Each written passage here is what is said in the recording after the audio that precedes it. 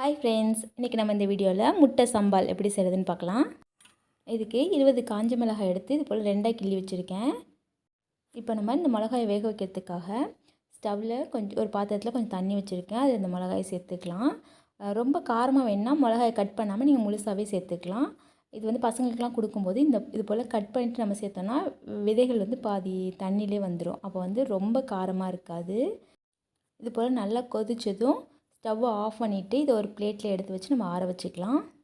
நம்ம மிளகாய் ரெண்டாக கட் பண்ணி வேக வச்சனால அதோடய விதைகள்லாம் கொஞ்சம் தண்ணியில் வந்திருக்கும். அது நம்மளுக்கு தேவையில்லை. இப்போது மிளகாய் நல்லா ஆறிடுச்சு. நம்ம இதை ஒரு மிக்ஸி ஜாரில் சேர்த்துக்கலாம். இது கூடவே ஒரு துண்டு இஞ்சி, 10 பூண்டு பல், அப்புறம் 2 பெரிய வெங்காயம் பொடியாக கட் பண்ணி வச்சுருக்கேன். அதுலேருந்து 3 ஸ்பூன் போல் இந்த மிளகாய் கூட சேர்த்துக்கலாம்.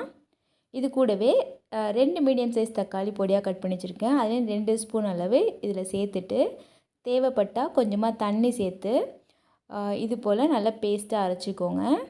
இப்போ இது இருக்கட்டும். இப்போது ஸ்டவ்வில் கடாய் வச்சுட்டு எண்ணெய் சேர்த்துக்கலாம். எண்ணெய் சூடானதும் பொடியாக கட் பண்ணி வச்சுருக்க வெங்காயத்தை சேர்த்துட்டு இது லைட்டாக வதக்கிக்கலாம். வெங்காயம் ஓரளவுக்கு வதங்கினதும் இது கூடவே கட் பண்ணி வச்சுருக்க தக்காளியும் சேர்த்துட்டு இதை நம்ம லோ ஃப்ளேமில் வச்சு கருகிடாமல் நல்லா வதக்கிக்கலாம்.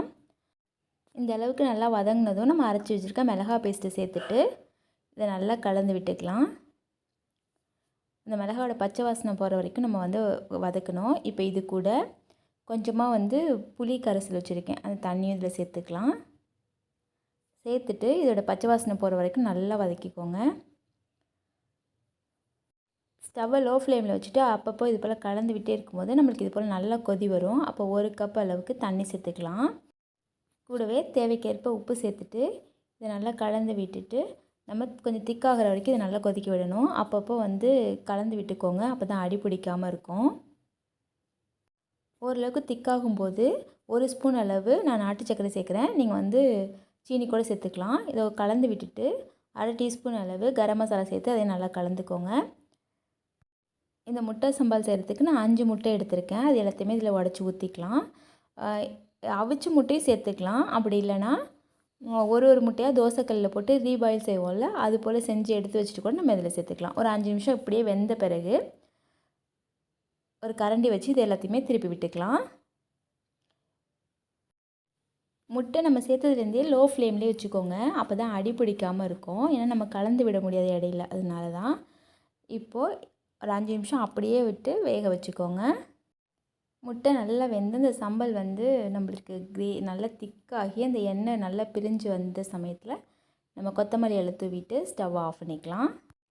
அவ்வளோதான் ஃப்ரெண்ட்ஸ், ரொம்பவே டேஸ்ட்டான முட்டை சம்பல் செஞ்சாச்சு. இந்த வீடியோ உங்களுக்கு பிடிச்சிருந்தா ஃப்ரெண்ட்ஸ் கூட ஷேர் பண்ணுங்கள், லைக் பண்ணுங்கள், கமெண்ட் பண்ணுங்கள். மறக்காமல் KMV ஹோம் குயின் சேனலை சப்ஸ்கிரைப் பண்ணிடுங்க. தேங்க்ஸ் ஃபார் வாட்சிங்.